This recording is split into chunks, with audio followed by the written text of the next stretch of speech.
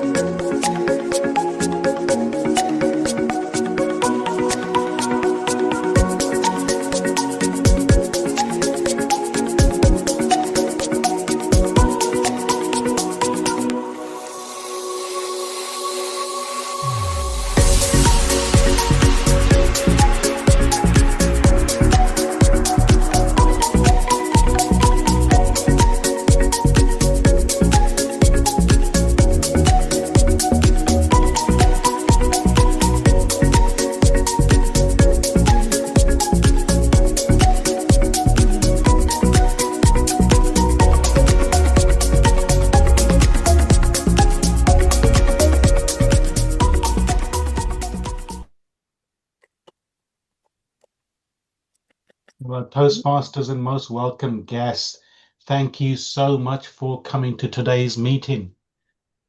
What do you get when you combine leadership, resilience, and a whole lot of heart? You get Tamami Nagayama, a woman who doesn't just wear many hats, she makes each one shine. Tamami joined Toastmasters in 2020 and has since become a powerhouse of service and inspiration. She's led as club president of TGIF Toastmasters, served as area director and a club coach in District 33, and most recently guided members as vice president of education at World Travelers Club. Her journey is a testament to what happens when courage meets commitment.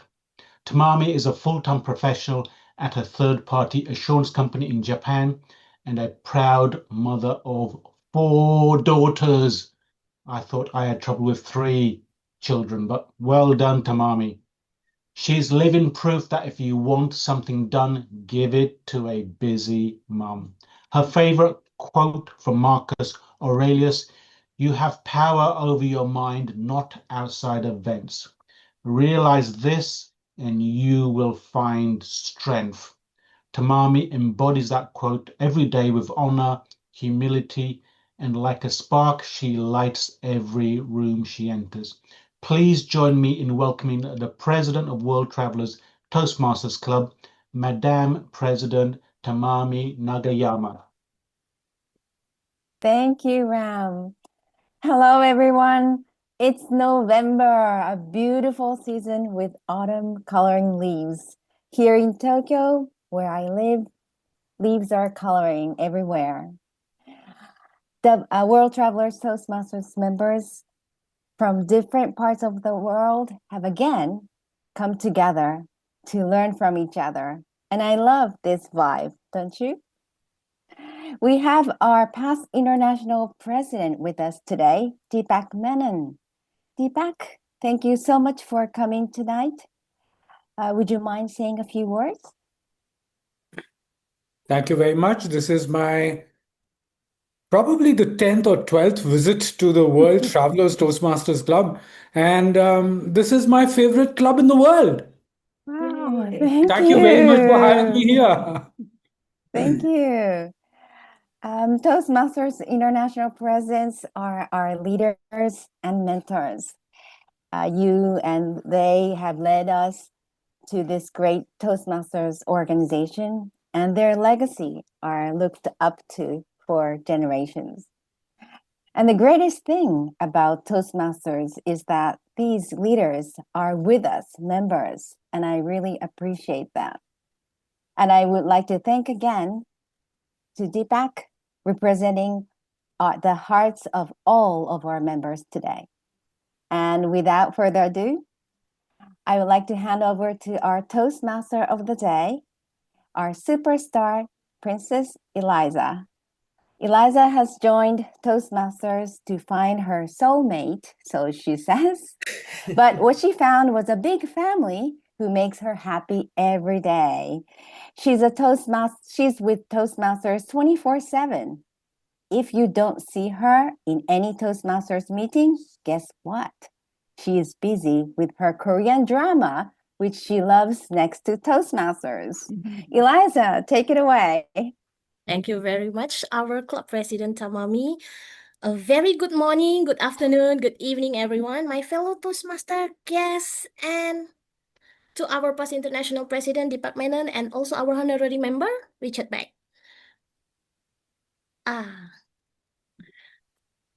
This is our the first meeting in October, and I feel like I'm very, very excited because we have the theme today is empowering excellence.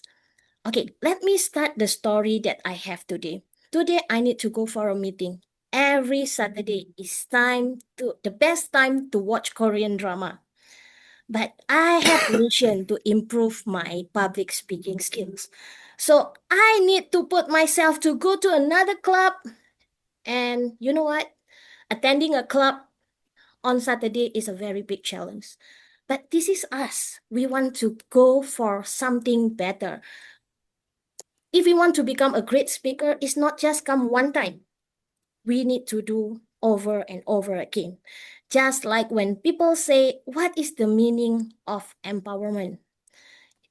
If you want to become excellent, to become excellent is not in just one day, but a habit that you need to do all the time.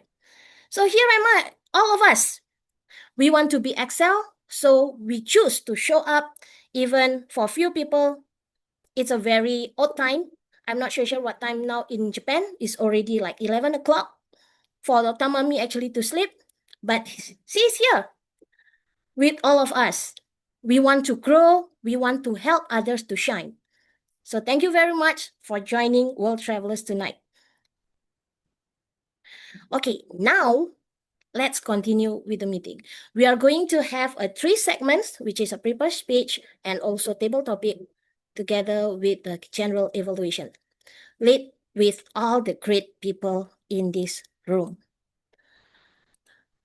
And now, before we go to the main one, let me call our timer who are going to help me to time all the speaker. So we are going to be on time until our end of the meeting. So let me call our timer. She is a teacher. Give me a moment. She is a teacher by profession, someone that really loves to teach people and hold the title of one mom, but she said that she have 100 kids. She is love all her students and 30 years old proud mother with 1 daughter. Passionate who helping students develop their language skill and gain confidence and enjoy learning English. Let me call our few of the newest member of World Travelers from Morocco, Meryam Ech-Chahedy. Meryam, what is your role today? Please explain to all of us. Greetings, Madam Toastmaster, fellow Toastmasters, and guests. As timer, I will time the table topics, speakers, formal speeches, and the evaluations. I'll also alert each speaker of the time they have left using the green, yellow, and the red cards, which denote specific times remaining. Table topic speakers will have no more than 2 minutes. So at 1 minute, I will raise the green card, 1 minute, 30 seconds, the yellow card, and at 2 minutes, I'll raise the red card. For prepared speeches, there are no icebreakers today. All speeches will be between 5 and 7 minutes. So at 5 minutes, I'll raise the green card. At 6 minutes, I will raise the yellow card. And at 7 minutes, I'll raise the red card. Between 2 to 3 minutes. So at 2 minutes, I'll raise the green card. At the green card, at 2 minutes, 30 seconds, I'll raise the yellow card. And at 3 minutes, I'll raise the red card. Thank you, Madam Toastmaster. Thank you very much. Our new timer. So everyone, please give a big round of applause to Meryam because this is the first time for her to be a timer. And now the first timer as counter is also from Morocco. She is a strong woman who never gives up, no matter the challenges she faces. She constantly pushes herself, challenges herself, and believes there is always more she can do. This year, she joining World Travelers to improve her communication skill and grow her confidence as a speaker and leader. Please welcome Fatimah Chaufik, also from Morocco.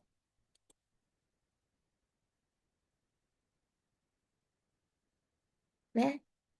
Fatimah?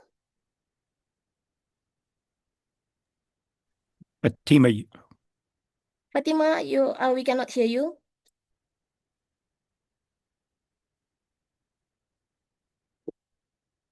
Fatimah, we cannot hear you.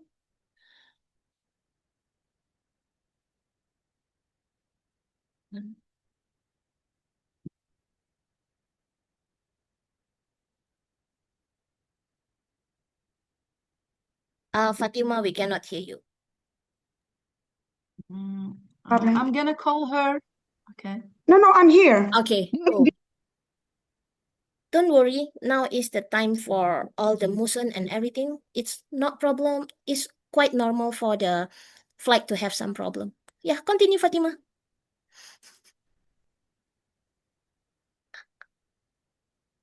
Again, we cannot hear you.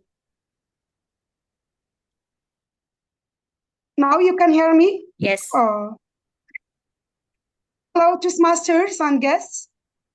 As the accountant, my role today is to help speakers to become more aware about necessary filler words and sounds like such, and so, like, and similar expressions. I will listen carefully to all speakers during the meeting and make a note each time these words sounds is used. At the end of the meeting, I will present my report, share how we did. Remember, short pause is better than filler word. Thank you very much. Also, again, please give a big round of applause to our first timer as a counter. And now we have all the role holders that I already introduced to all of you. Now is the main session. Anybody, please help me to okay, sorry, because it keep distracting me as a co-host. So SAA, please help me. Okay. Now the main session for the prepared speech. And before that, we have the keynote. Do we have the grammarian and the word of the day? Nope, we don't have. Oh, don't. Okay. Yep. So now let's invite our keynote speaker for today that's going to give us and inspiring us about the judging. We have already. So let me call our keynote speaker for today, someone that we are really know and everybody love him. Professionally, she is a chartered accountant at JP Kapoor and Obrey. He joined the firm in 1980 as trainee and became a partner in 1986. In Toastmaster, he has made history. As district director, his district added 75 clubs, a Toastmaster world record. Yet, with humility, he always say the District 82 legacy was not built by its leaders, but by members. His passion, mentorship, and dedication led him through every level of leadership and all the way to serving as the 2019-2020 International President of Toastmaster International. He has completed Distinguished Toastmaster journey 6 times and served twice as Chief Judge of the World Championship of Public Speaking. And today, the Toastmaster of the Day is proud to say she is one of the lucky ones who have received direct guidance from him. Ladies and gentlemen, it's my privilege to introduce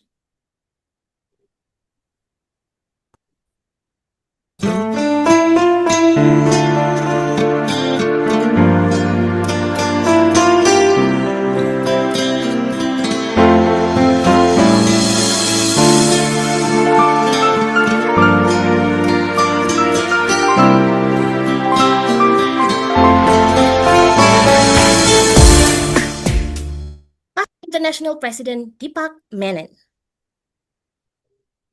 Wow, I've never received a warmer welcome than that. Thank you so much, Toastmaster Eliza.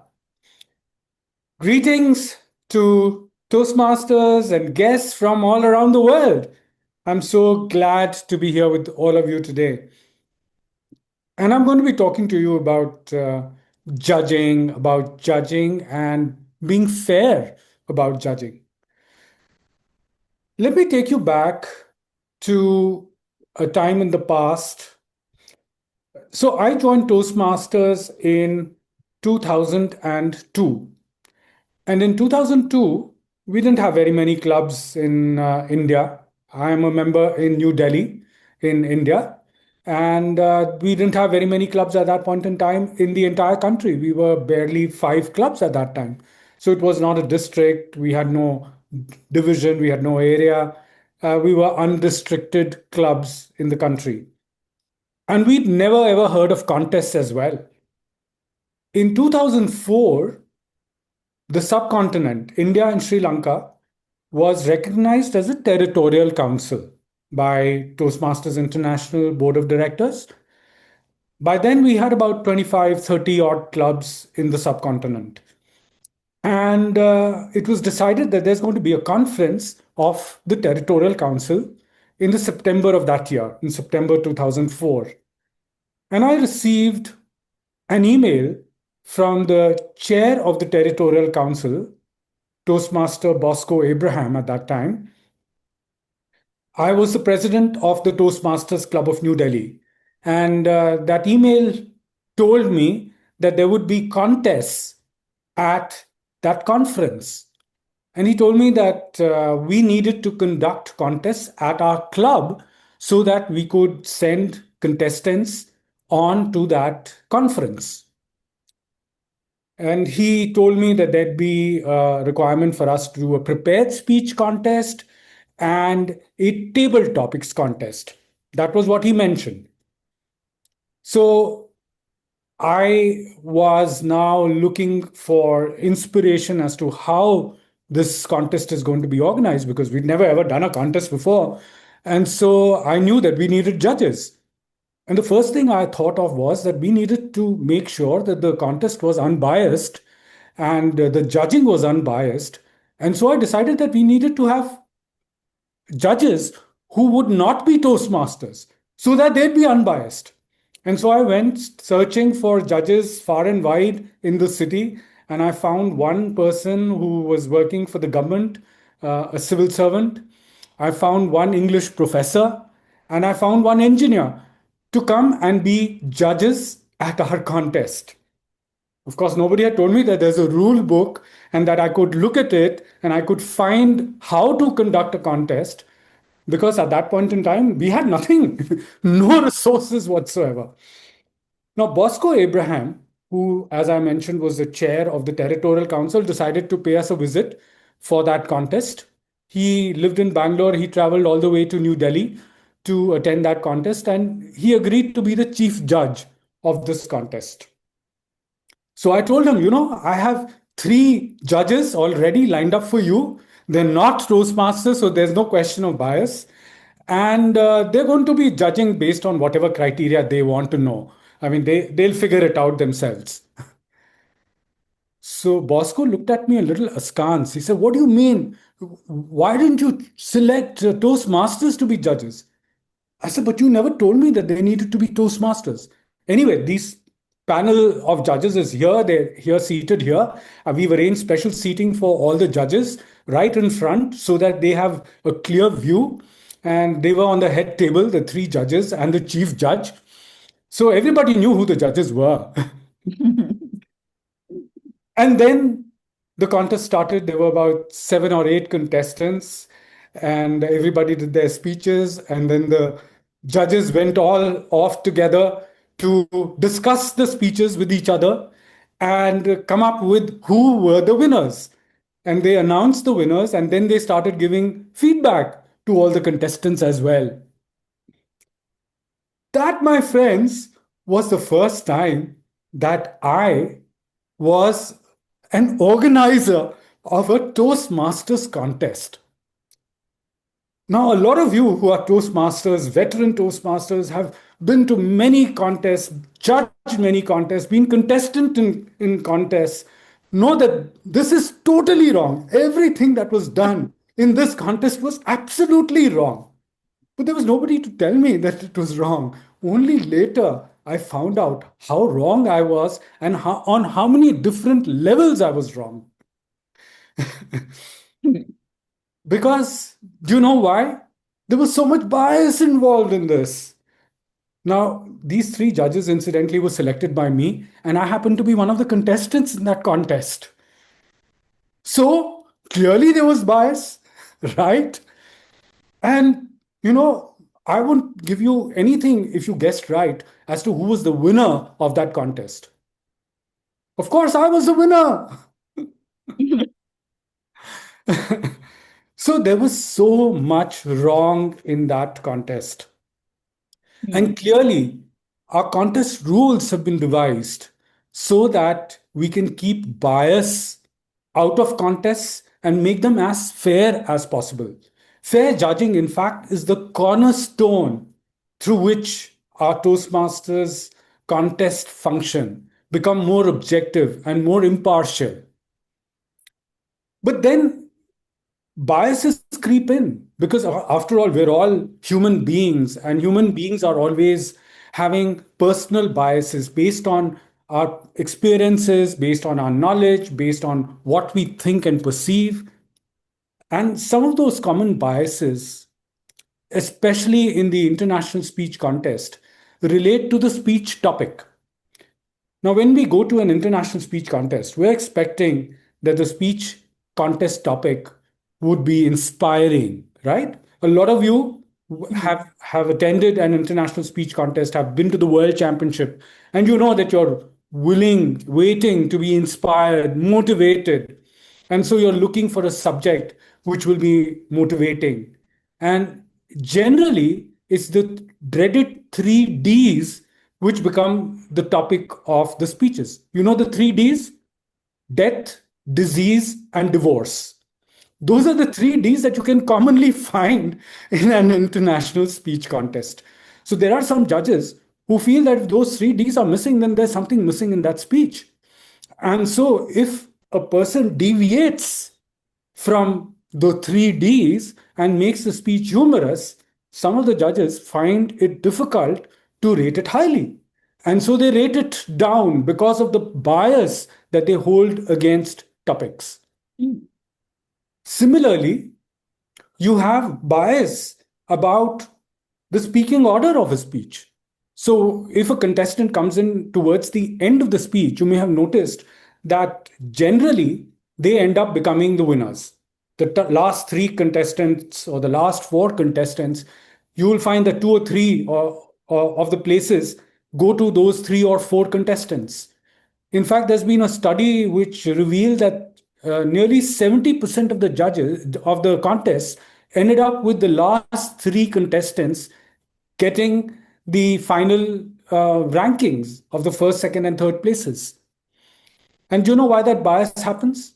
Because of the recency factor. Because those speeches are the ones that you've heard perhaps the most recently. And so you end up, as judges, marking those. Which is why we need to be very unbiased when we are listening to what we've been watching or listening to from the beginning of the contest. So what happens? In the beginning, the first contestant, when he comes up or she comes up, you find that you are wondering, how do you compare this contestant with somebody else? But the fact is that you don't have to compare them with anybody. You have to mark them based on what they have done. And so that's where the judge's briefing becomes so critical to make the contest fair and unbiased. What happens in a judge's briefing? How many of you have attended a judge's briefing? A lot of you have attended judges' briefings. In fact, most of you, which means that you've all been judges.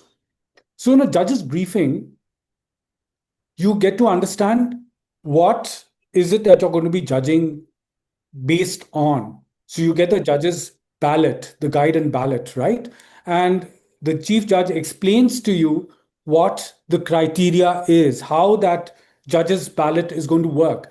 You probably would have already learnt about it. You may have been to training to study about such the judge's guide.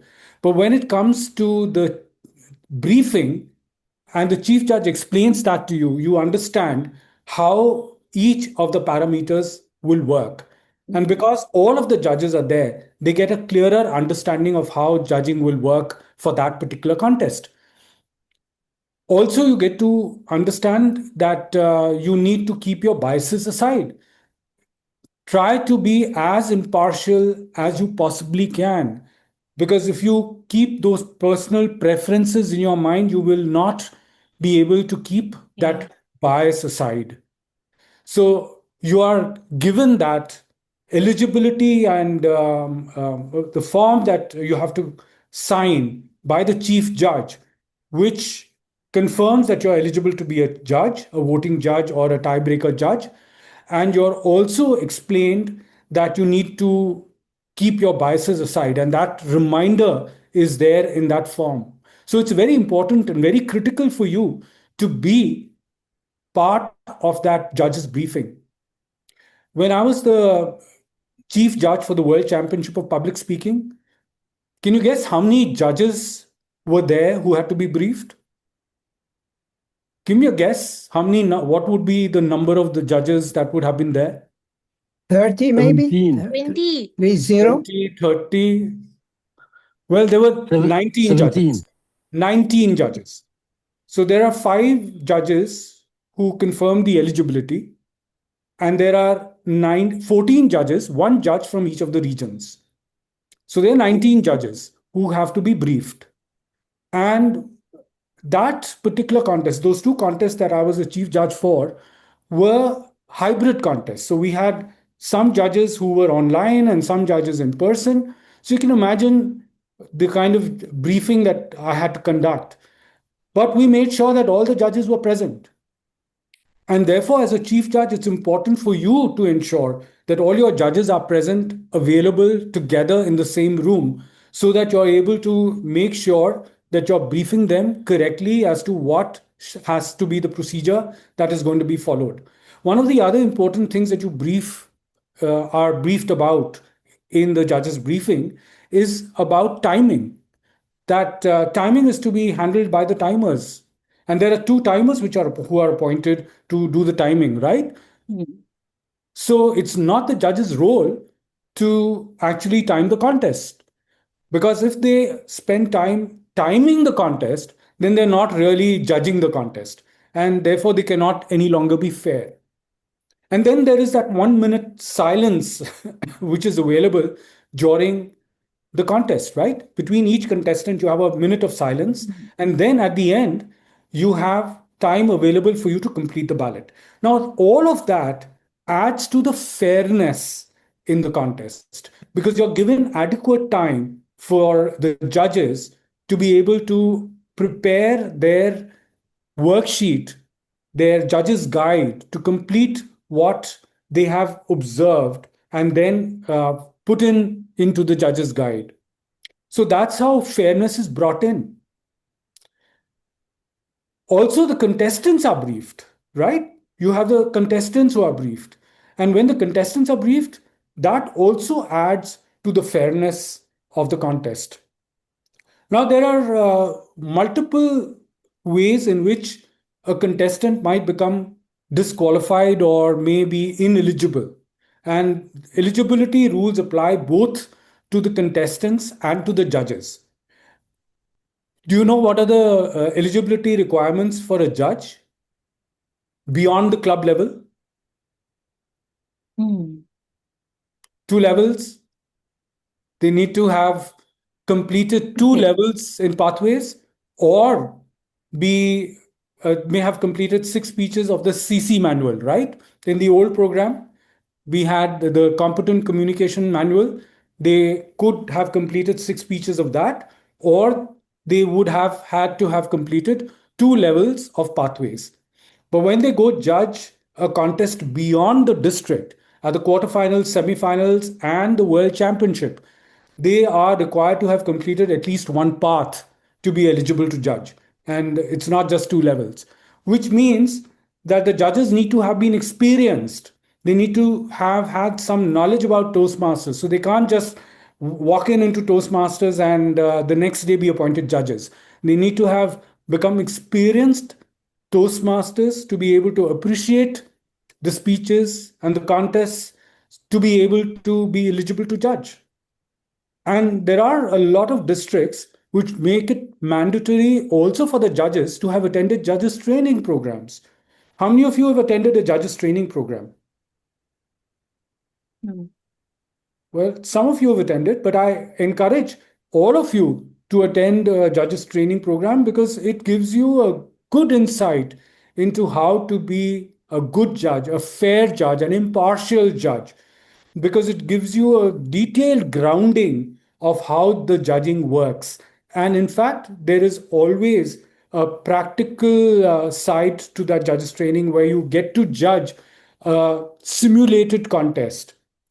And then your judge, your chief judge or the contest chair or the workshop trainer will explain to you how that judging worked and how you were able to complete everything, the mark the ballots and complete the worksheets in the right manner. So a judge's training really is very helpful to ensure that you keep bias away and become impartial. So my friends, when you judge effectively, when you judge impartially, without bias, without preference, based on the knowledge that you've gained from the judge's guide and ballot, based on the contest rule book, having an insight, have a complete knowledge of the contest rule book, you are assured that you can be great judges. You can be the best judges that possibly can be there. Because when you're judging fairly, when you're judging without bias, you're making sure that the best contestant wins.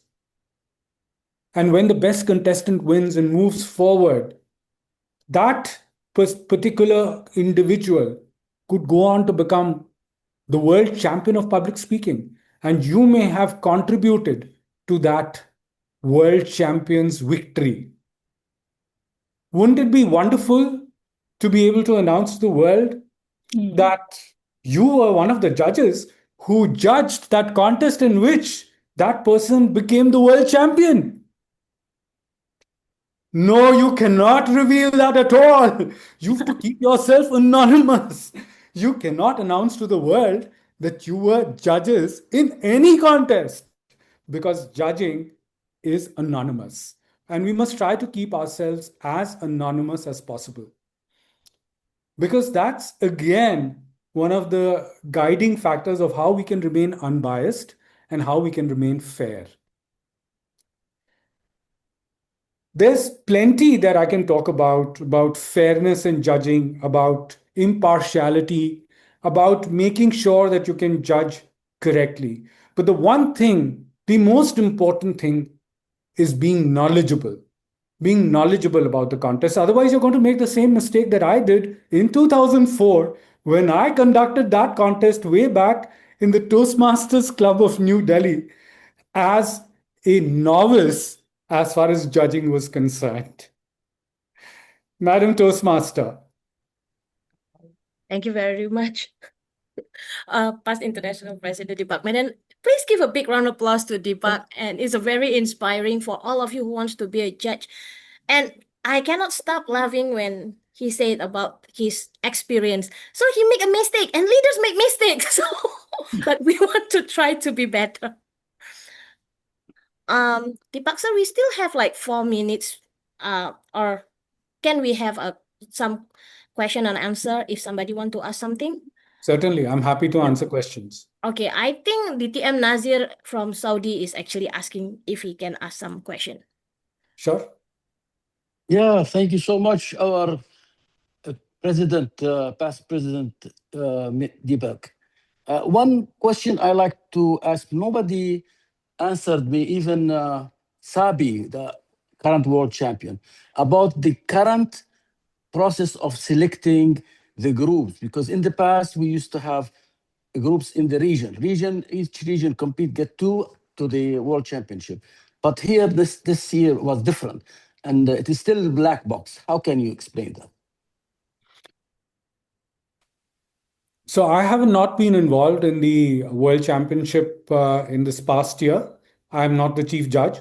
But the way the system works now is that the groups are made according to an unbiased methodology where random numbers are chosen, and then randomly the districts are picked up and divided into the 14 contests for the quarterfinals.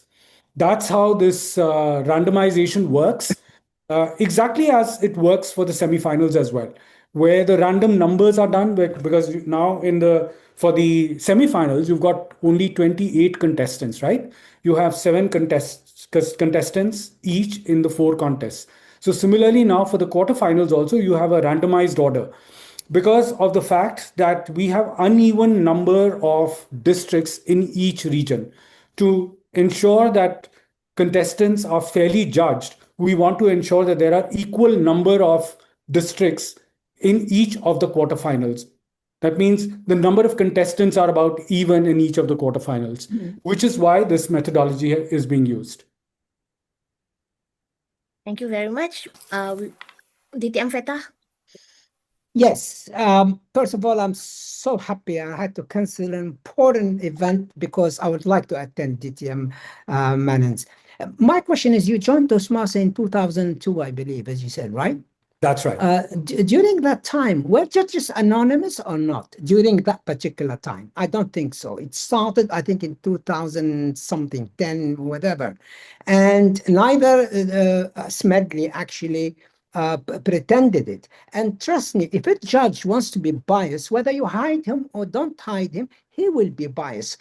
Judges are supposed to be honest and fair, whether you hide them or you don't hide them. Okay, and I think if you look at the most important contests in the world, Miss World and others, they present their judges. They say, this is the CV of the judges. It make you feel proud. I've seen judges, trust me, they have not attended even training. And they sit next to me, and I was appalled at the way they were actually. So I'm sorry, it has to be stricter. They have to be accountable. Okay, the chief judge say, hang on, show me a thing. Why did you do that? If somebody thinks out of the thing, tell us. He shouldn't be a judge anymore.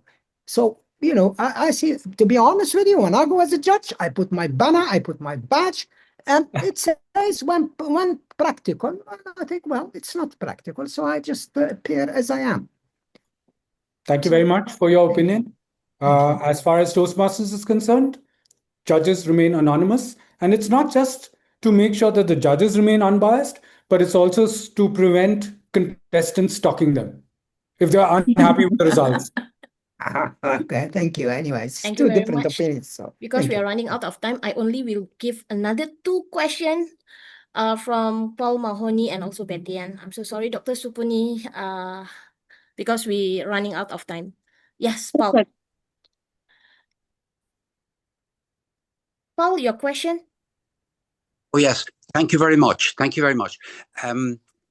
Do you think that it would be an improvement in the current rules if it was a rule that no one could judge if they had, for example, seen any one of the speakers speak during the last 2 years, for example? I'm sorry, I did not understand your question. So you mean that the contestants who are participating should not have seen each other speak for the last 2 years? Is that what you mean? No. It's a question of whether the judges, each of the judges, should not have seen a speaker speak during the previous, for example, 2 years. I see.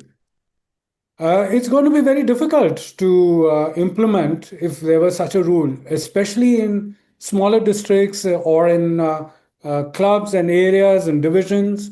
You might be able to do it in a district contest, but very difficult to do so in a club area or division contest, because there will be very few judges available then who might be eligible to judge. And as it is, I'm sure there is always trouble finding eligible qualified judges. So we want to increase the pool rather than reduce the pool of eligible judges. So I would be against such a rule, actually. Thank you for your opinion. Okay, last for our Petian, the last one. Thank you so much, Toastmaster Eliza. Deepak, each year the contest book comes out, and although you're not involved in operations at Toastmasters, how is it possible to avoid district directors and leaders around the world to recreate what has become a PowerPoint with each and every contest? In my particular, one of the districts that I'm a member of, we create a script each year that shows revisions that are being made. One, this page was eliminated. This request was eliminated. This was added. Now, we've developed amazing PowerPoints on training judges. And thank you, Paul, for the question, because we work with core values. So we work off of a ballot for judging, not biases we have against our husbands, wives, children's, brothers, sisters competing. Where would we as leaders go to get Toastmasters to create a script log showing changes from one year to the next, other than reading everything, including grammatical errors, changing the word they to thee to they, are to aren't, and having to find like a stealth UK detective searching for every single little dot, every I being crossed, every T, everything. Is it possible? And can you help get all of us to know how we can do that? To get the changes, a script change revision from 2024, 2025 to 25-26 script with the add-ons and the changes. Thank you. I've been told to shut up. Thank you. I can sense your frustration there, Betty Ann. So the easiest way to do this would be to write to International President Aleta Roshat and the CEO Daniel Rex. They're the ones responsible for getting the rule book out. But the thing is that changes do become necessary. And each year, members and officers come back to Toastmasters International, pointing out the challenges that occurred during a contest, which remained unclear in the contest rules. And to fill that gap, the contest rules are revised. And most of those revisions happen because of what members have asked for or have pointed out. So these changes become necessary.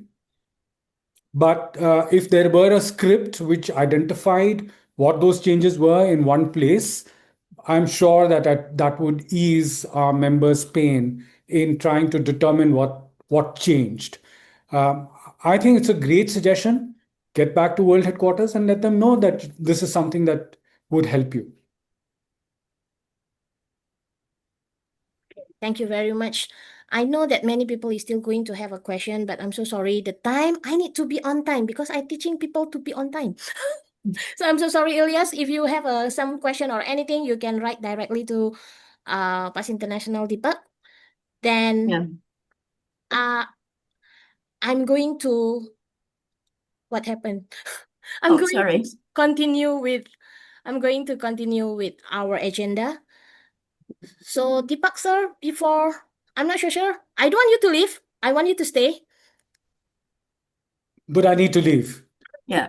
Okay. So if you want to say something for World Travelers before you leave, the stage is yours. Thank you so much. Thank you for having me here, and thank you for your patient listening. I'm honored always. Whenever I come to World Travelers Toastmasters, I'm always honored to be here, and it's always a privilege to meet members from around the world in your club. Thank you very much, Eliza. Thank you for having me here. Thank you very much, sir. So thank you very much for all the inspiring and also enlightening us about how to be a fair judges. And I believe everybody learned a lot today. And now, everyone, let's go for our next speaker. It's a prepared speech from World Travelers Toastmasters Club. Yeah. Someone that almost getting a 4th DTM, and she's doing it for now. She is a very, very enthusiastic Toastmaster all the way from Malaysia. You can see that she is already holding a lot of leadership in her pocket. Start with the area director, division director, district admin manager, and so on. And now she fall in love with World Travelers, because in World Travelers where people find their family. So now let me call our first speaker, Paramesh. Yeah. With her title, for the motivation strategy, level 2 introduction Toastmaster mentoring. Title, what do you achieve being a mentor? Paramesh. Before Paramesh starts, can I get Meryam to raise her virtual hand so that Paramesh can see the timing? Yes, please. Kim, I'm sorry. I really tried to do it, but I don't know how to do it.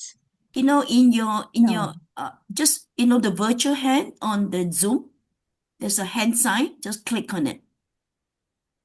Hand sign. Yeah, raise your hand. Raise hand. Ah, okay. Under reactions. Under reaction. Yeah. Oopsie. There you go. one? All right. Yes. Okay. I'm Okay. sorry. Okay. Oopsie. Eliza, is my evaluator going to read? I'd be glad to, Paramesh. Okay, the purpose. Sorry. Sorry, David, the evaluator for Paramesh is Farhas Farouk. Yeah. Okay. Right. All right, so ladies and gentlemen, I am once again deeply honored to be the evaluator for DTM Paramesh's speech. She's going to attempt, as explained, the introduction to Toastmaster Smart Mentoring. The purpose of the speech of the project is for the speaker to clearly define how Toastmasters envisions mentoring. And in the speech, the member will share some aspects of previous experience as a protege. And as we know, it's 5 to 7 minutes, and I wish DTM Paramesh all the very best. Back to you. Thank you very much, evaluator, and welcome fellow Toastmasters and guests to World Travelers Toastmasters Club. In Toastmasters, mentoring is extremely rewarding as it creates a bond between the mentor and the mentee, or prodigy, as I love to call my mentee. The mentor-mentee relationship is a professional and interpersonal relationship. Try being a mentor and see what benefits you would receive. I've been a mentor for at least 9, 10 persons, and I have seen them improve. And I sit back these days and mesmerize myself with the satisfaction that I get from these prodigies I have started. The precise function of each mentor-prodigy relationship varies from case to case. In general, the goal is to help the prodigy achieve personal and professional objectives.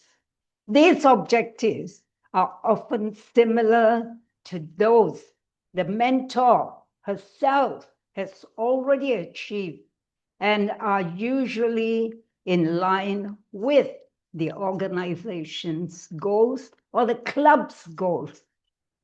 However, a mentor does not necessarily have to be someone from the same organization or the club.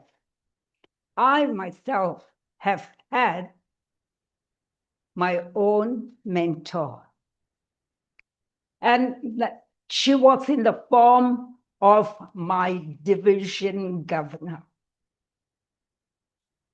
I could not attend officers training when I was appointed as an area director. And my division governor told me not to worry, Paramis, go ahead, go and attend to your family business because you need to go home. And I left the convention and went home.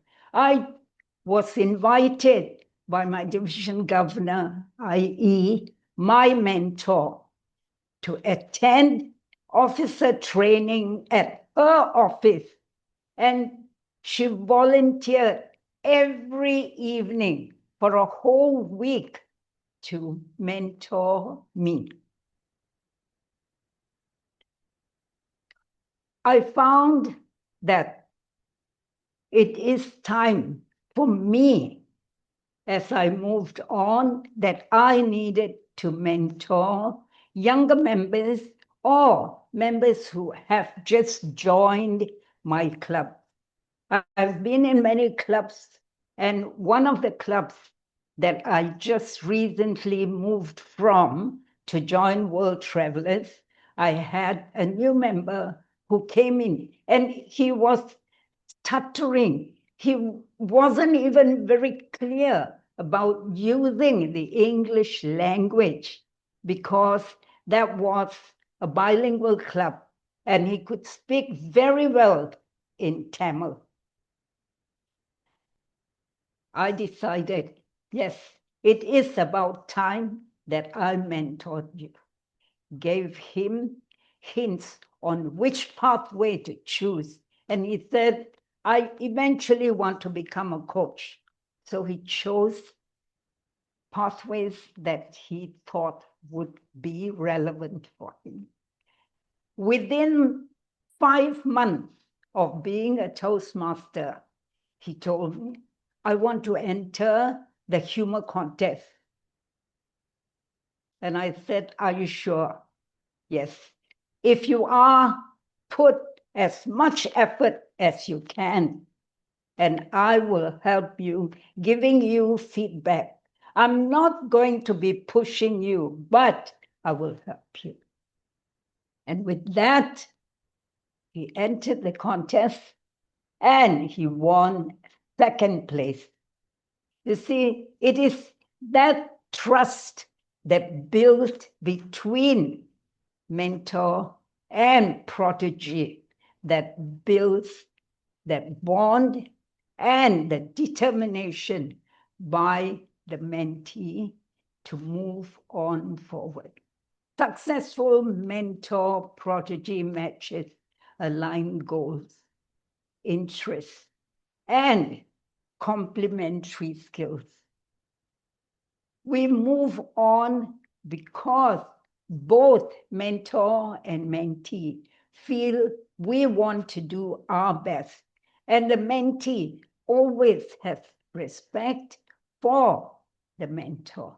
It is this respect that the mentor reflects back on the mentee, and the mentee wins at the end of the day. Today, I can proudly say again that tomorrow I'm attending the division contest where my mentee is going to be entering division contest.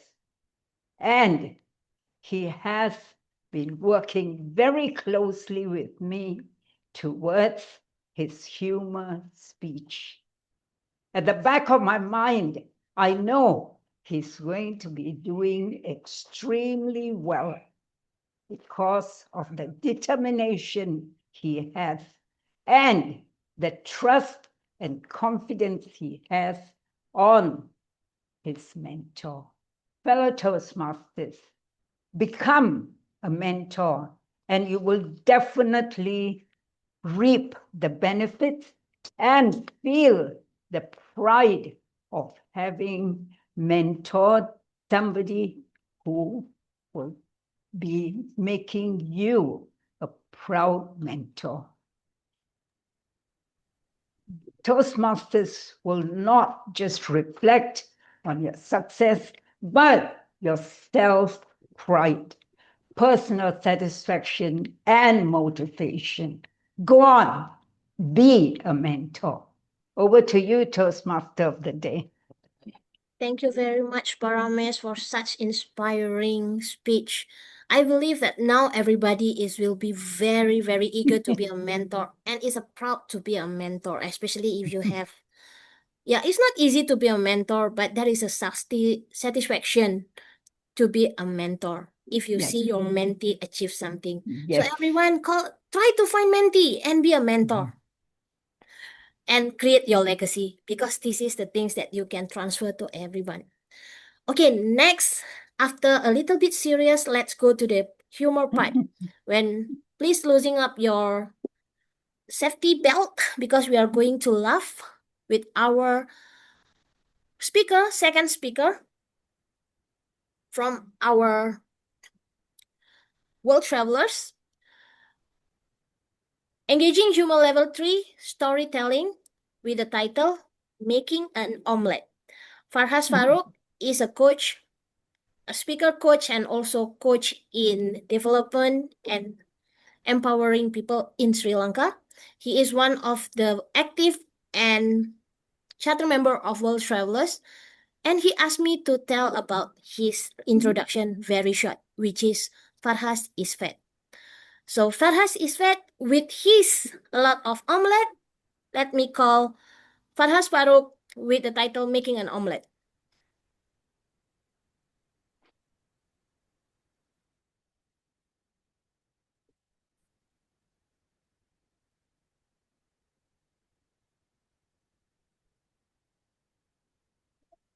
What are you doing in the kitchen? Ladies and gentlemen, that was my mom trying to make an omelette, Mom. How many times have I told you not to go into the kitchen? You just mess things up. The last time you tried to make an omelette, our guests went away without eating. Our next door uncle, yes, the one who loves you, he said, no, let's eat his omelette, is still sick. And his dog ran away for the stench. Friends, I have been trying to be this mega chef, trying to make an omelette, but my mom used to time and again tell me no. After getting married, I thought I would not have this strict supervision, but my wife turned out to be a tougher boss. But being the resilient human being I am, I decided to take things to my own hands. What I did was, when I wanted to do something, I never asked her permission, I just did it. One day, I walked into the kitchen and I decided to make an omelette. So I picked a pan, picked two eggs, put it in, put a nice sprinkling of salt and pepper, like my hair, mixed it all up, and I put it onto the fire. After some time, the whole house started smelling of egg, and my wife walked in. She did not seem happy. She asked me, Faraz, what are you doing? I said, well, I'm making an omelette. It's almost done. Would you like to taste it, my love? And something not right. I tried to put it onto a plate, but it was stuck. And then my wife tells me, the only way you can get an omelette off a pan is if you add some oil before you fry it. Oh well, lesson learned. But I said, let's just eat it straight off the pan. And that we did. And in a minute, her face turned really furious. I asked why. She said, the salt and pepper is exactly like your hair. Too much salt, very little pepper. Friends, I spent the rest of the day trying to wash the egg off the pan. A few days later, now that I know I'm supposed to put oil, I went back in and I did the same thing. This time, I put a nice sprinkling of oil. I was careful with the salt and pepper. I know what happened last time, and I cooked it. Once again, I invited my wife. She comes in, tastes it, and says, still not right. I said, can't be, I did everything right. And I tasted it, and then I realized the salt and pepper was just like the hairstyle of, Yul Brynner, Ben Kingsley, Vin Diesel. No salt, no pepper at all. That day too, I spent my time washing the dishes because I had to make her happy. Now, a few days later, I decided to graduate to scientist. I started experimenting with different ingredients. I put cheese, meat, soya, butter, milk, vegetables. Sometimes I even tried expensive ingredients, cardamom, clove, turmeric. My wife said, I think it'll be cheaper if you just put gold flakes into it. You're just messing up with the house budget. Now, friends, I was scientist. Graduating from scientist to the next level. Mad scientist. I added oranges, strawberries into the omelette. It tasted fruity and zesty. The following day I went in and I added chocolate and coffee powder. It tasted out of this world. That's probably because nowhere in this world they make omelette with chocolate and coffee powder. The third day, I pulled the tea leaves. Sri Lanka is famous for tea. I looked at it and said, nah, that's just going to ruin the taste of the tea. So I put it back. I can't ruin tea. The fourth day I go in and I said, something is missing. It needs something a little bit explosive. I opened the fridge door and I found 3 old bubble gums. I put them in. Friends, I put it onto the fan and I started trying to light it up. And then I realized we have run out of gas. No gas. All I can tell you is that day there was a lot of explosions. Not from the bubble gum, not from the stove, but from my boss. She was pretty upset. Now I needed to make up for things. So I decided to go international. Indian omelette. I put all the masalas in and I served it with fire extinguishers. You know why? Chinese omelette. I put everything in, cooked it up to 72 degrees. We can't have any viruses. My wife was not too happy with what was happening. She said, listen, eating your omelets, I may not get corona, but I'll get malaria, filaria, diarrhea, and all the rias that are available in town. I had to make up for all of this. So one day I decided I'm just going to make a simple omelette. I went in, put in standard ingredients, eggs, tomatoes, onions, sliced and diced it all up. I cooked it and I said, my love, please come. I have made an amazing omelette, very simple, and I will sing an Indian and Chinese song mix for you. She said, Indian Chinese song? Yeah, because last time I did the Indian and Chinese omelets, it didn't come out well. So I decided to sing for you. She said, sing. I said, Beijing, Hong Kong, Shanghai, Wuhan, Sanam. She said, please stop. That's not a song. I said, but I wrote it with love. Try my omelette. And this time, she ate it and said, you know, Farhas, this is actually good. Friends, I had done it. I was like a primary school student who had just passed his exams. My wife approves of my cooking, at least the omelette. Friends, all of this made me think. At each stage, yes, my wife did get me happy, did get upset with me, get upset. But each time I learned a new way to make an omelette, or in fact, a new way not to make an omelette. But more importantly, I learned something. In order to make the omelette, I had to break the egg. Now, let me ask you, how many of you are not making omelettes because you do not want to break the egg? How many of you are not making progress because you do not want to break your routine? I can hear my mother say from heaven, it's okay if you mess up the kitchen. It's okay if you mess up stomachs. Go ahead, break the egg, make that omelette, son. It's okay if you mess up your comfort zone. break the routine, and make progress. Back to you, Madam Toastmaster. Wow, thank you very much, Farhas. So the essence of the speech is don't forget whatever it is, go break your egg, do mistake, it's okay. But Farhas, I just got a message that your wife is looking for the pen. Okay. Thank you very much. And now it's the second session of that everybody is looking for. It's the table topic. So our table topic master is someone who can speak two, I think more than that, two languages. Okay. She is a vibrant communicator, interpreter, and two-time division champion. A Toastmasters in 2019. She is also member of World Travelers and 2IE Toastmaster Club. She brings her love and poetry, music, and theater into her speaking, making every message alive and engaging. Please welcome our table topic master for tonight, Sylvie Teguma, Distinguished Toastmaster. Thank you so much, dear Toastmaster of the Day. Good evening, fellow Toastmasters and guests. Welcome to the most spontaneous part of our meeting, table topic. The theme I propose today is service, those small acts that make big difference, from helping others to stepping up when needed. I'll ask few fun questions, and when you are called, just come up, smile, and share your thoughts for 1 or 2 minutes. There is no right or wrong answer, just your story and your heart. Let's see who is ready to serve. I will share my PowerPoints. Let me share. Oh, Can I share? yeah, hang on a minute. I have a PowerPoint to share. Just a minute, Sylvie. Okay. Yep.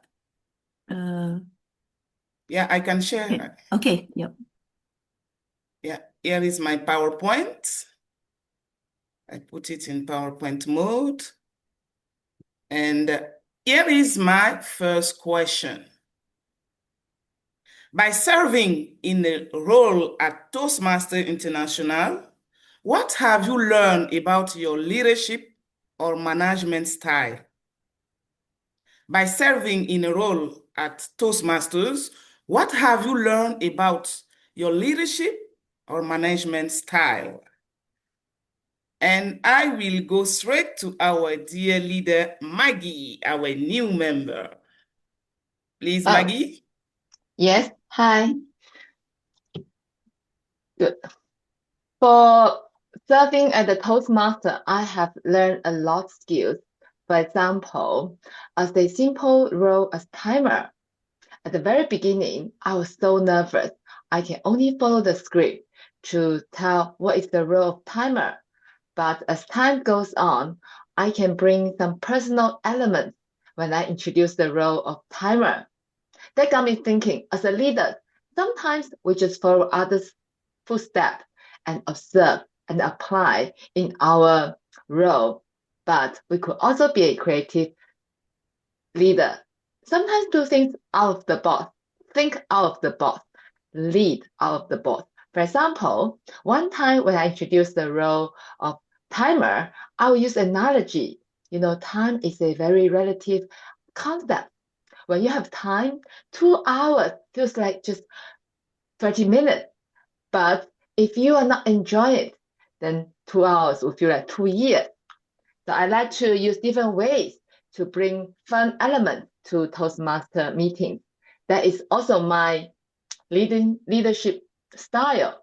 I like to express my leadership style through some creativity activities. Thank you so much, dear Maggie. Thank Thank you you. for this beautiful answer. The following question is also about service. And I'm going straight to Yusuf, who raised his hand. Thank you. Can one truly serve without love? Can one truly serve without love? Dear Yusuf. The answer to that question, to that statement is no. Without love, you cannot serve anything. Let me give you an example. In a family life, husband and wife can become a very good team if there is love in it. Why? Because if there is love in it, you will forgive somebody else. Let's say breaking the eggs and make the kitchen messy. You will forget it. You will say, it's okay, darling. I will clean it for you. Why? Because there is love. So imagine if there is no love. You will be angry and shouting at each other.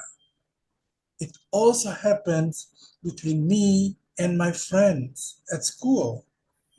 Whenever we have got problems, we solve it together. We try to help each other. Why? Because there is love in it. Imagine when there is no love. I don't care. Whatever you do, life will be a disaster. Another example is in Toastmasters. In a club, we help each other. A speaker will be helped by the evaluator. The evaluator will give evaluation to make the speaker better. Why? Because there is love in it. If there is no love, the evaluator will say, your speech is really bad. You need to improve it. But with love, we would like to say, there are some good things in your speech and something to be improved. Those words will be soothing the speaker and help us to grow better each day. Why? Because of love. Back to you. Thank you so much. Can you still see my PowerPoint or not? No. I'm showing the pictures so people can see and comment. Yeah. I want to put it in PowerPoint mode. Yeah. Here is the following question. What is the greatest obstacle to genuine service? What is the greatest obstacle to genuine service? Dear Feta. It's Feta. Okay, what is the genuine obstacle to service? Look, first of all, we don't have to focus on us serving each other in Toastmasters or whatever. There is another service which can be also done, and that's the service to those who cannot speak, to those who cannot ask. I'm talking about animals here. Sorry, it's not the monkey. For instance, I have in my car a huge pack of cat's food. And every time I pass by an area where I found cats who are actually hungry, well, I stop and I feed them. And that is a service rendered to animals. Now, what is the you can say, what could be the obstacle? The obstacle which could be to any service, including the one which I described, is the absence of passion. Because passion drives everything. If you have a passion of doing something, you believe in it, then trust me, you will have absolutely no obstacle whatsoever. So the word passion, the absence of it, could be the obstacle, because you could do it once because you feel you want to do it, and then suddenly you stop because you don't want to. But if you have passion, consistency will be there all the time. And that's what I do for cats which are straying in the street. I buy food, I carry the food, I have a jug of water, and I serve them by feeding them. And I love to see the look at them when they look at me after they eat, because I watch them. So service doesn't have to be between person and person or in an organization. Service is also for animals. So my advice to anyone who's here, I'm sure the cats and dogs and animals who are stray over there, pity them, be of service to them, help them out, carry some food, and feed them. Back to you. Thank you so much, dear Fita. Thank you so much. Can I share my PowerPoint again? The next question goes, I have to state the question first. How can the value of an invisible service be measured?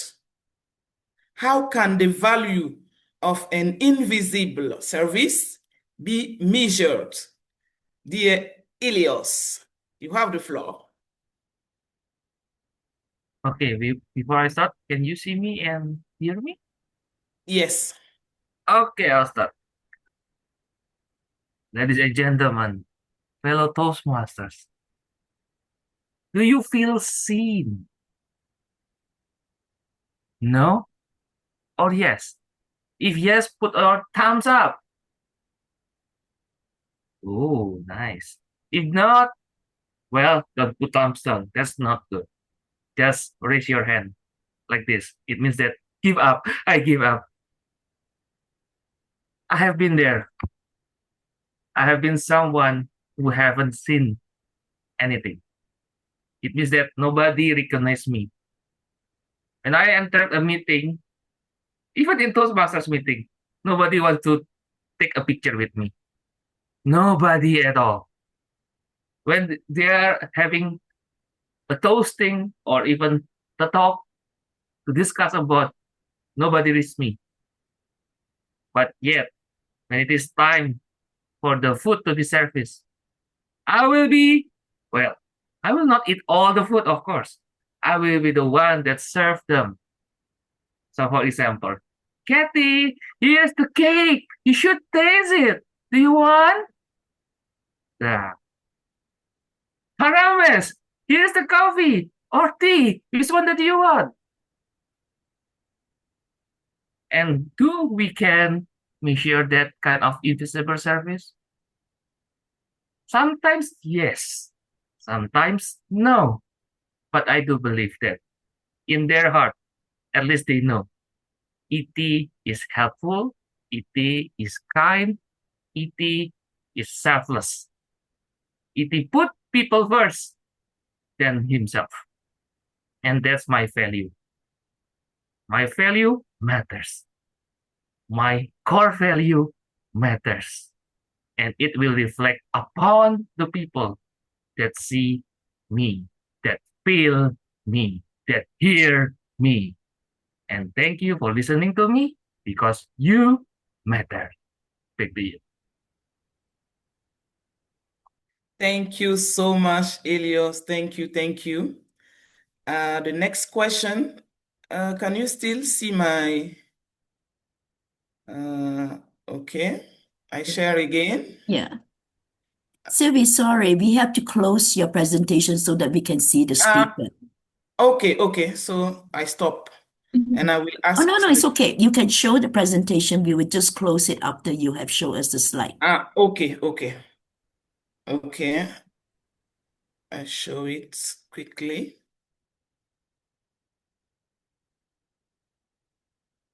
Talking about service. Here is the next question.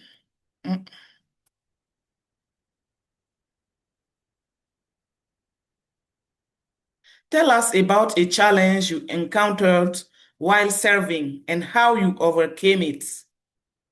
Tell us about a challenge you encountered while serving and how you overcame it. Prapurna. Okay.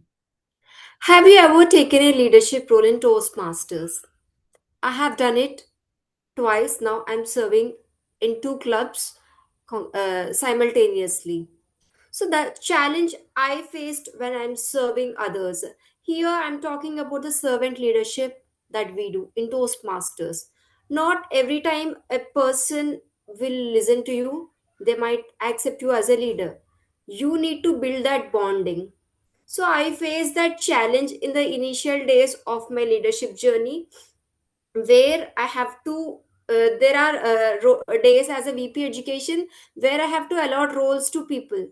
But at that time, I might not be able to give to one particular person because of the commitments. Some people might be asking the roles prior to the meeting. So accordingly, I have adjusted the roles. But it happened once the person I didn't assign the role felt bad and he didn't turn up to the meetings for a month or so. So how did I overcame that challenge? So I contacted him. I assured him that is not a intentional one. This is how a system works. There is a process how team XCOM works in order to conduct the meeting. Once you establish that connection, once you make the person understand what you're feeling, if you can convey as a leader, then that any challenge that come in your way will eventually resolve. So as a leader or in any role, when you are serving others, even as a sibling you can serve your to other siblings, as a parent you can serve your children. In any role, what I feel is to communicate better. If you can communicate better, no challenge do matter. So I always prefer communicating, and that's why I'm here at Toastmasters and today at World Toastmasters Club, World Travelers Toastmasters. Thank you. Thank you so much, dear Prapuna. Here is my last question. My last question is also about service. A little bit, I can't see the, okay. Put it in PowerPoint mode. Is serving others also a way of healing oneself? Is serving others also a way of healing oneself? Alias. Hello. Hello. Yes, Yeah. We can Elias. hear you, Elias. We can speak. We can hear you. Hello. You We can can hear hear me, you. right? Yeah, Yeah, we can hear you. Okay. Serving others is a path of healing oneself, right? You're asking me this. Yes. Okay. Of course, it's a kind of generosity, something we do for others. Yet then we look deeper, we discover that serving others can also be a way of healing ourselves, right? So in that way, if we are generous about the others and their behavior, then however in the life it turn out to come to us in a way that we don't know even. So there is a saying of Paulo Coelho about this. It says, when you try to do something, try to help someone, and try to do a good things in the nature, everything helps you in the nature in its language. So that's why when you try to serve the others in a way that you do it in your hearth, then everything will help you in its language, as in the nature. Thank you very much. Thank you so much, dear Alias. Thank you. It's the end of my table topic, and I would like to thank all of you for those powerful and sincere reflection. Each of your speeches reminded us that service is not measured by the size of the act, but by the heart behind it. When we serve with purpose, we uplift others, and in doing so, we rise ourselves. Thank you all for serving us today with your courage, your stories, and your words that inspire. Thank you so much, dear Toastmaster of the Day, Eliza. Thank you very much, our table topic master. Fellow Toastmaster, I have a special announcement that in life we have a lot of changes. And even in my agenda, there is a changes because a special person that we are very grateful for him to be here today. After few months, we can meet him again. Our honorary member, our past international president, Richard Peck, is here to give us a little bit of message in 3 to 5 minutes. So, Madam President, a little bit change in the agenda to add our honorary member. Richard, are you there? I am Ready? here. Okay, thank But you I very will, but I will not take 3 to 5 minutes. Okay. Especially since this is being sprung on me at the last minute as well, which is not unaccustomed with you, Eliza. You do like to keep people on their toes. To the co-host, please stop asking for the video. I'm not going to be turning it on. I am not in a position to do so, but I will be glad to contribute some words at the moment. It was interesting today listening to Deepak talk about biases and how they apply in our lives, both conscious and unconscious biases. As you look around the room at the individuals that you see before you, what do you see? Do you have a bias that is telling you something about someone just by the way you see them, or just by the way you hear them? Biases can sneak into our lives every day, even though we don't think we have them. And where I thought there was an interesting dovetail on the idea of bias was in Sylvie's table topics, talking about service. And where Feta had said, service isn't just to individuals, it's to others, it's to cats, it's to dogs, it's to whatever. But do you ever think to yourself, why should I help a cat? Why should I help a dog? Why should I help somebody else? What are they going to do for me? There's a bias that's snuck in there without you even thinking about it. Because now you're looking for something in return. And that is a bias. If I won't do for somebody without getting something in return, why would I do it? Why should I feed a stray animal? I didn't make that animal a stray, somebody else did. Why would I coach? Why would I mentor? Why would I train? Bias is apparent when there's a string attached to something. Or when we make a decision based on look, based on sound, based on unknowing. You still online?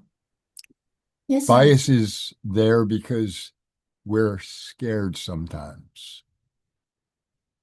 We're unsure, we're afraid. But in order for us to get on in this world, to make it a better place for everybody, to make it a place where individuals feel safe, feel welcome, feel wanted, we need to overcome those biases. How many of you are familiar with the golden rule? Golden rule says to treat others as I wish to be treated, right? So I want to be treated well, so I should treat other people well. There's a platinum rule, though, that says treat others as they wish to be treated. And that's a total different feeling.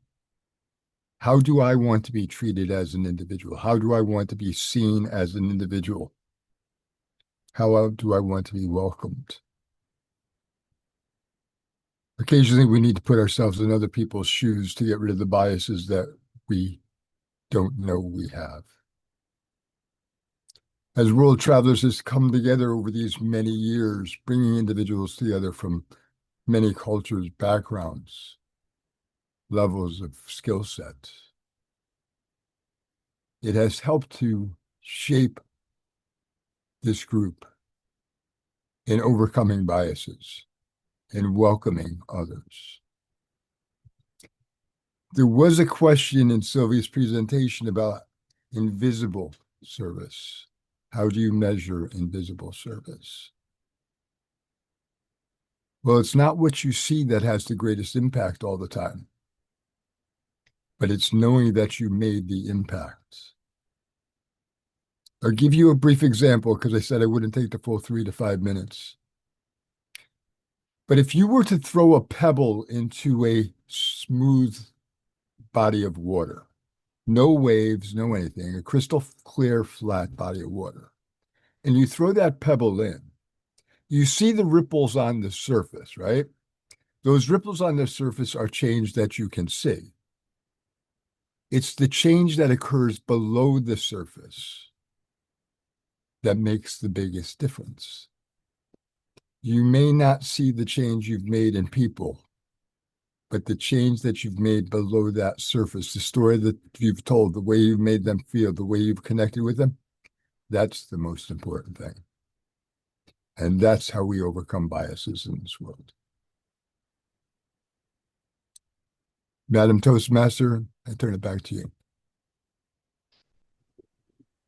Thank you very much, Richard, for a very touching and inspiring short message for all of us.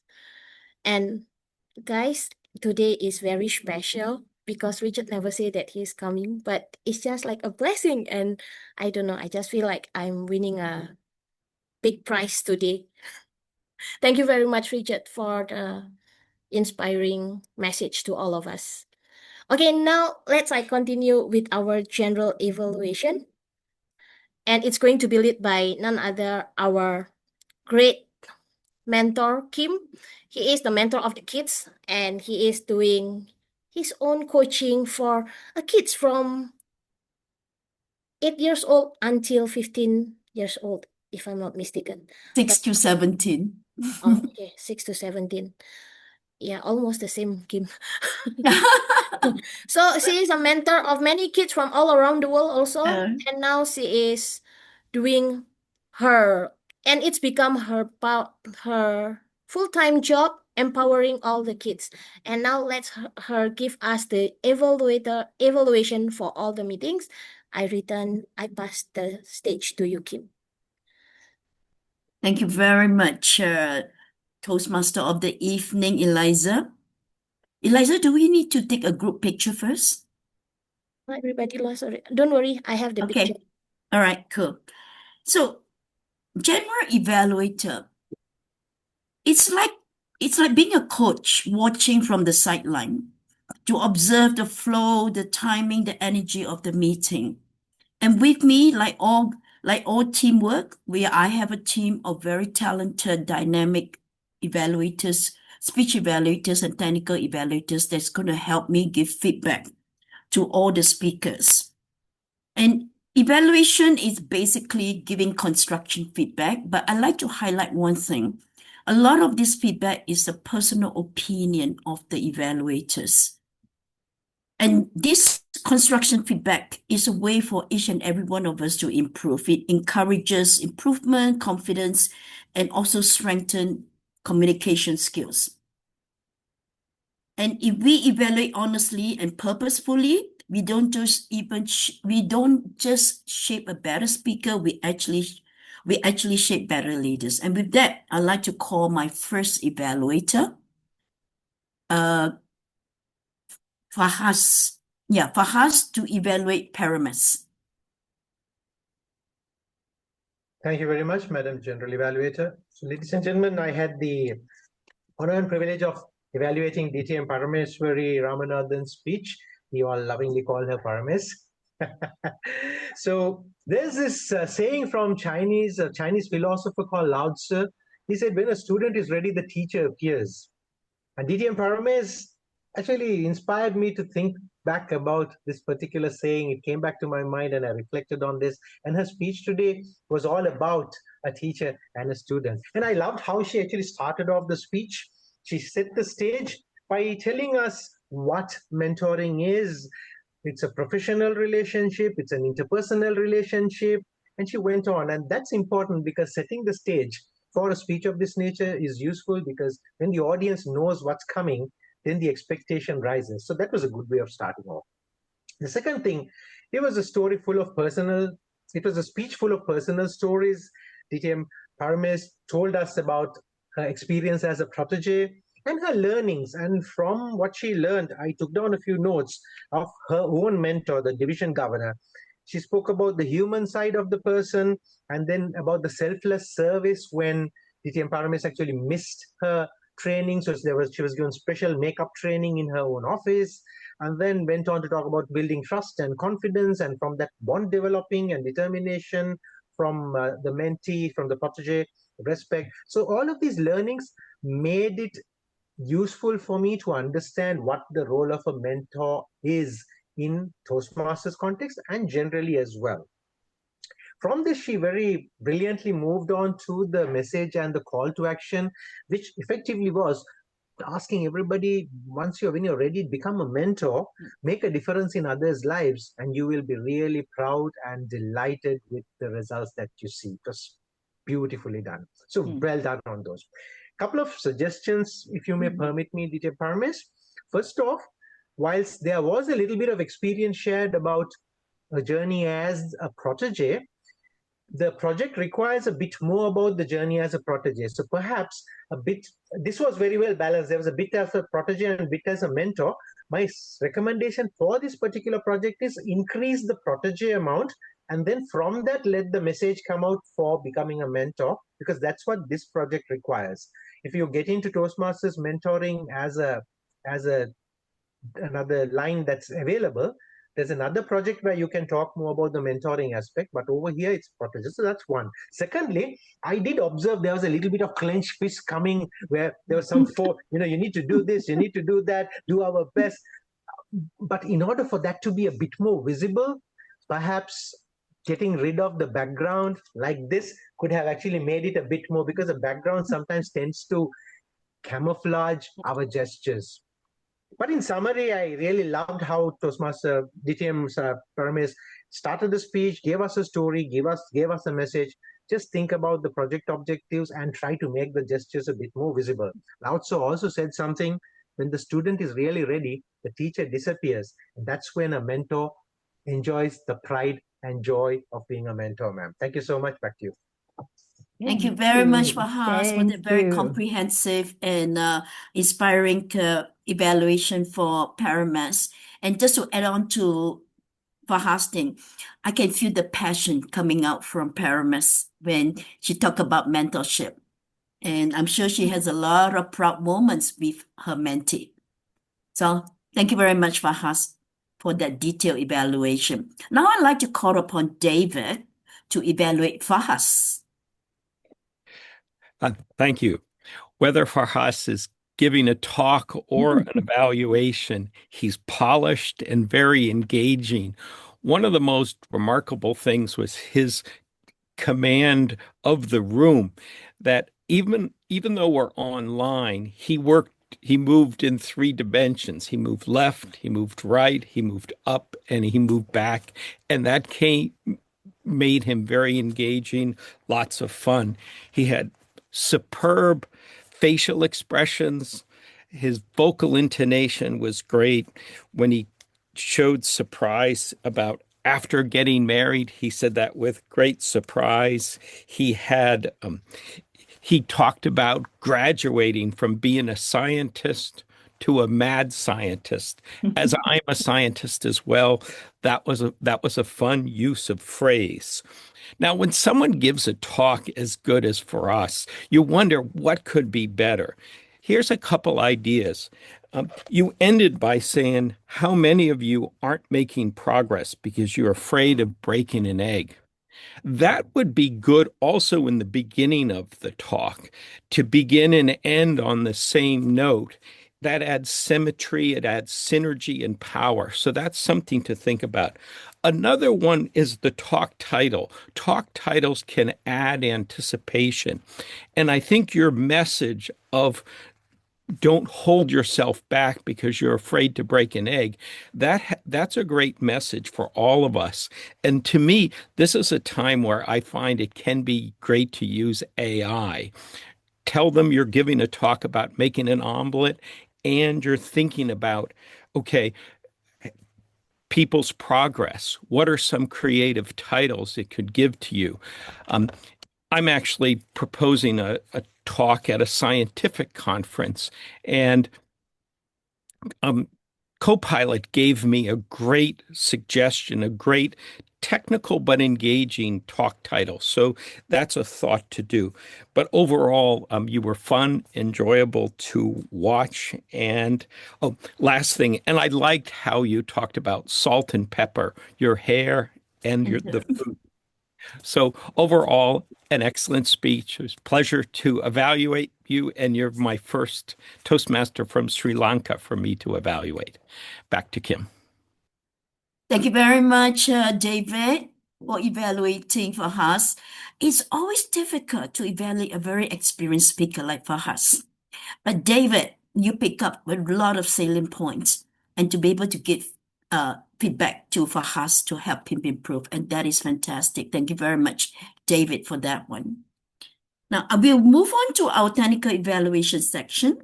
And our first technical evaluator I would like to call upon is our R counter, Fatimah. Okay, Meryam, I will put you to the last as timer. So because I wanted you to time the R counter. Yeah. So Okay. I like to call Fatimah first as the technical evaluator. Okay, thank you very much. Have you heard me now? Yes, Did you we hear can. me? Yes, we can. Okay, so as today's counter, I listened carefully to all speakers. Overall, our members did well in minimizing filler words. The most common filler that I noticed was Maggie, Papuma, Elias. You extremely did well, but I've heard some us from you, no worries. Maggie used to us, Papuma used to as well, Elias used to us, and finally, the counter herself used to when she was explaining her role. I want you just to remember, and me too, a short pause is always better than a filler word. That concludes my report. Thank you very much.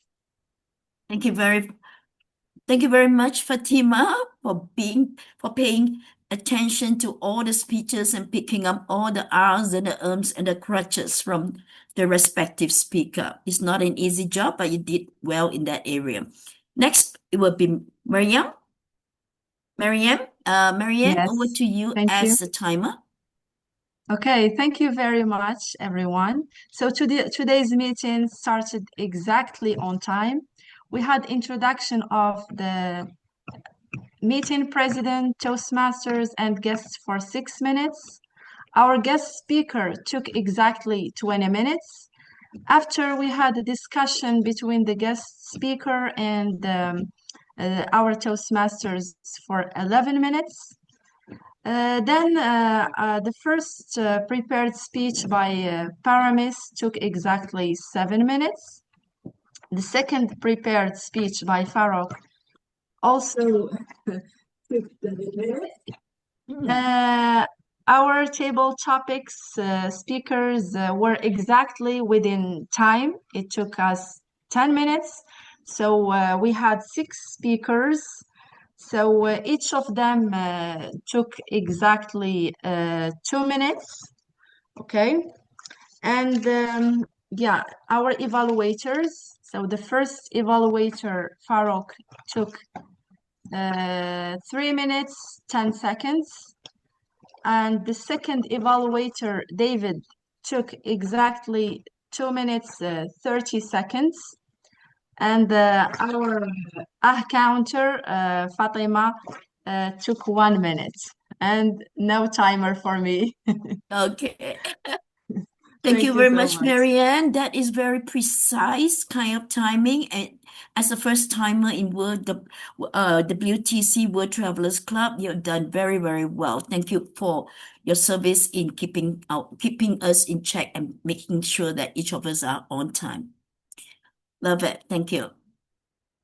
Now, the only thing, Meryam, I would like you to consider in the future and add on to it is, I think each of the table topic speaker would like to know their timing.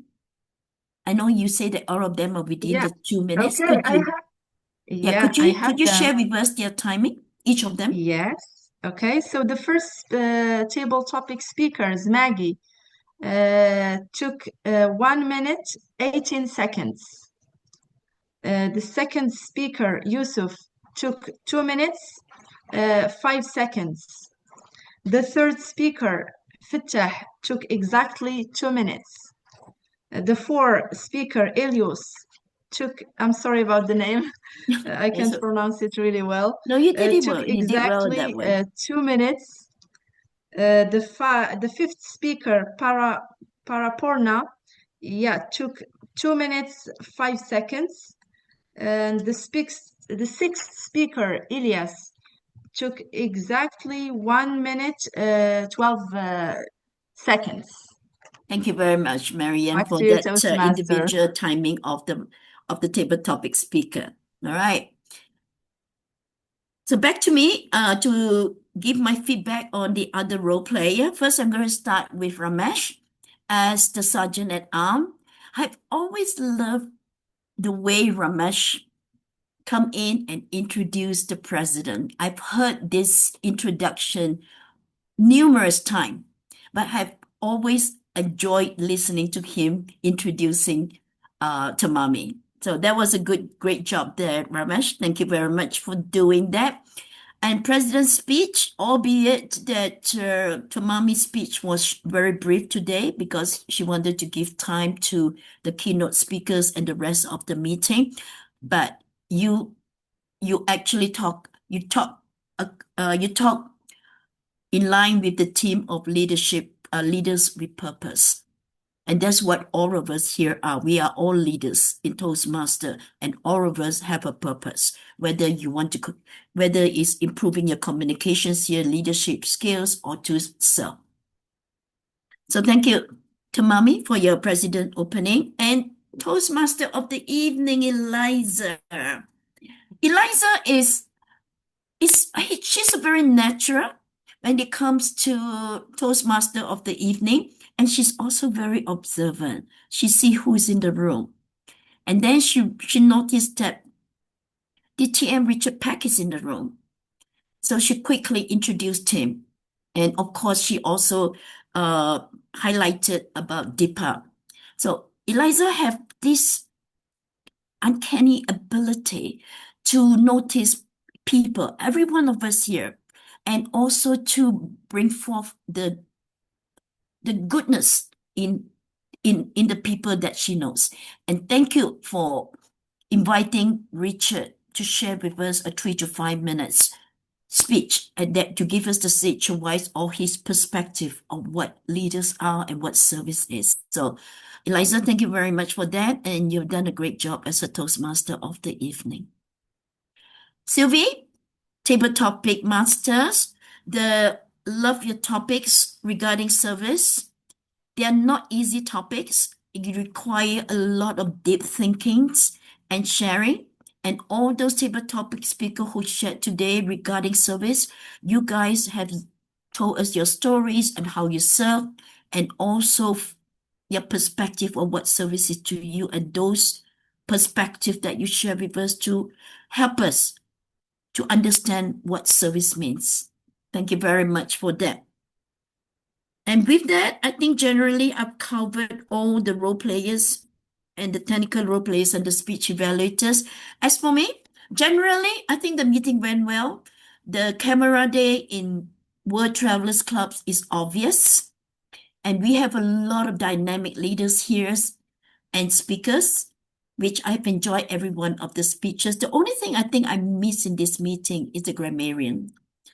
It may not seem, it is an important role as communicator and the word of the day. I would advise that in future meeting we do add in the grammarian role. And with that, I conclude my evaluations and hand it back to our dynamic Toastmaster of the evening, Eliza. Thank you very much, Kim. Please give a big round of applause to Kim and her team. Thank you very much, Kim, and all the evaluators, all the timers, and everyone. I'm very happy today because it's a very wonderful night for me to listen to many leaders, many inspiring speech, many knowledge that I learned today. I believe all of you also feel the same. So I don't want to take more time. Thank you very much for listening to all of us. And let me get back to our president, Madam Tamami Nagayama. Thank you. Bravo to everyone for your great participation today. I encourage you all to take a chance whenever it comes around, because only by experience your learnings will be your own as your true skill. Easier said than done, I know. I must step out to challenge myself too. Now I would like to hear from our guests today. Oh, before that, let's take group pictures. Can we?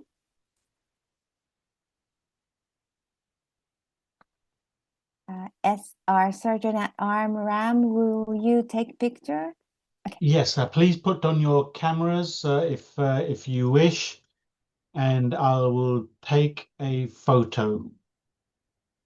And there you go. Maggie, if you can, please turn on your camera. If not, don't worry. We'll quickly do that. So please smile when you're ready. Screen number 1. Oh, apologies, I'm going to have to do that again. The icons came up in front. There you go, screen number 1. Thank you.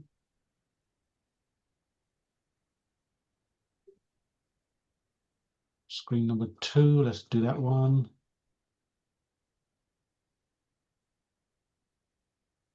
Thank you. And that's it. Thank you very much. Back to you, Tamami. Thank you. Let us hear from our newest member, Maggie. Where are you, Maggie? Are you here?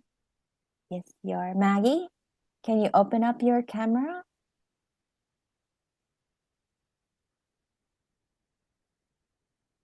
No, maybe not.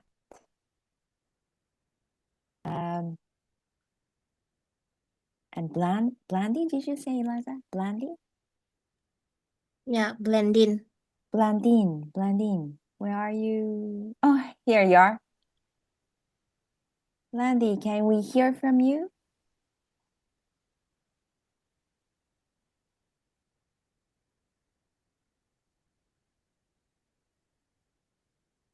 You're muted, I think. Please unmute. Okay. Hello, everyone. I'm Blandine Koulibaly, and it's a pleasure to be a member of World Traveler Toastmasters. And I'm here because I want to improve my level in English and learn more about leadership. So, and I hope so that you will help me to achieve my goals.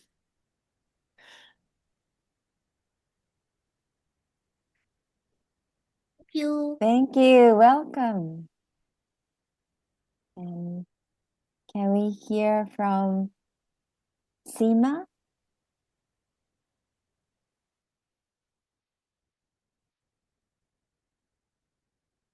Seema?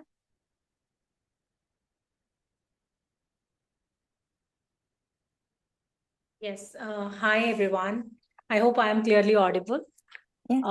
Thank you so much for giving me the opportunity. Well, it's my truly pleasure to be here. I have been associated with Toastmaster for so long, but due to some reasons, I had to take a gap. On the other hand, rejoining and connecting with Toastmasters, specifically if I talk about World Travelers, it has been truly a tremendous and amazing and stupendous experience. So thank you so much for all the learning. Yes, I wish to participate in table topic, but I could understand due to paucity of time. And of course, I did understand that. Thank you so much. It was filled with completely learning, passion, and learning all around the world is truly pleasure beyond measure. Thank you so much. Over to you. Thank you. Thank you for coming, and do come back for our table topics next time. And how about Raka. who? Raka. Laka.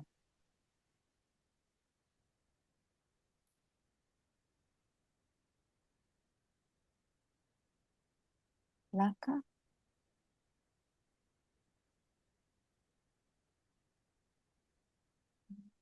Oh, just invite whoever. How about Prapuna? Hello, it's a fantastic experience here. The meeting is very nice. We have the address by Deepak, Menon, and Richard. So it's a nice meeting. And apart from that, your meeting has a very nice structure. The agenda was followed very nicely, and the Toastmaster of the day is amazing.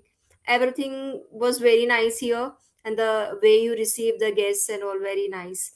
So pleasure to attend this meeting, and I would like to come back again and again as a visiting Toastmaster. And you're most welcome to our club, Gabby's Online Toastmasters.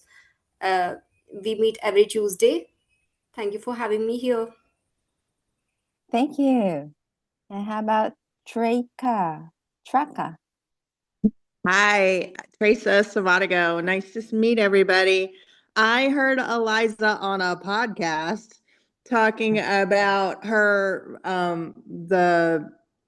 what is it? The speech where 20 hours of speaking, and it was just amazing. And so I wanted to check her out in her own club, and what an elevated experience this is. It is so wonderful to see the highly talented people that she brings together. And I'm so glad that there's video, because I'm going to go back and take notes and decide, okay, how will I improve my own speaking, and what did I learn from these amazing curated people that she brought into her world. And I'm so grateful. And also, I'm an American expat calling in from Baja, northern Mexico. So lovely to be with you all. Thank you so much. Thank you so much. How about Thiba? Hi everyone, I'm Tiba from the UK. This is, I believe, the second World Travelers Club guest meeting. I again enjoyed it very much. Really found it very interesting, the speeches from Paramesh about mentorship, as well as from Farouk about breaking an egg. I was about to tell him that when you asked, did you ever stop yourself from breaking an egg, I was about to say yes, because I'm a vegetarian or vegan. I can't break an egg, but yeah, it was really good. And the topic questions were, yeah, they were kind of profound. I found it, I would have struggled with them, but they were very interesting, well thought of, I found. And the respondents have replied very well. It was another very exciting session with you guys, with every one of you. Thank you so much. Thank you. How about Shehan or Paul? Hi everyone. It's a pleasure once again to join the World Travelers. It's been a while. I have joined very first few meetings, and it's always a pleasure back. Travel the world, the virtual, because the idea of Toastmasters came to be its virtual world traveling, and I'm joining all the way from Sri Lanka, and also a member of District 80. Singapore International Toastmasters, and also proud to visit in Toastmasters of World Travelers, and love to virtually travel the world. Thank you for having me, and enjoy the meeting. And thank you, Eliza, for inviting me again this time. Tehan, you want to say hello to Kathy? Kathy is there. You say you miss Kathy, right? There's Kathy. Shehan? Problem. How about Yes. Raki? Raki? Hello, everyone. My name is Raki. I am from Massachusetts. US. I am part of District 31 Toastmasters. I'm VP of PR. I'm an area director. I am a facilitator for a yearly annual conference that we have here. So I do a bunch of things for Toastmasters. I was invited by Elios, and we met on LinkedIn. I'm outside of Toastmasters. I am a personal development, professional development coach, and rising speaker. So a lot of networking, a lot of engaging, seeing this particular club just very cohesive, and the collaborative effort that everybody puts together is just amazing. I think the virtual aspect of how the meeting began with tons of visuals and engaging and attractive sounds and pictures, that is what makes this club really thrive, not just from people, but how you all put together the presentations. Having visual sound effects keeps the virtual meetings very engaging, and it's different from in-person meetings. So being creative around virtual aspect is just really commendable. I really admire each and everyone's effort here, whoever not just spoke, but how they presented. Not just their way of expressing, but also how